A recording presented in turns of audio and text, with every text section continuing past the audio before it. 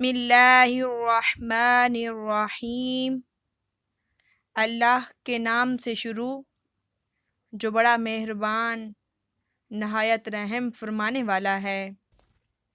حضرت نعمان بن بشیر رضی اللہ تعالی عنہ روایت کرتے ہیں کہ حضور نبی اکرم صلی اللہ علیہ وآلہ وسلم نے فرمایا، مومنین کی مثال ایک دوسرے پر رحم کرنے، دوستی رکھنے اور شفقت کا مظاہرہ کرنے میں ایک جسم کی طرح ہے۔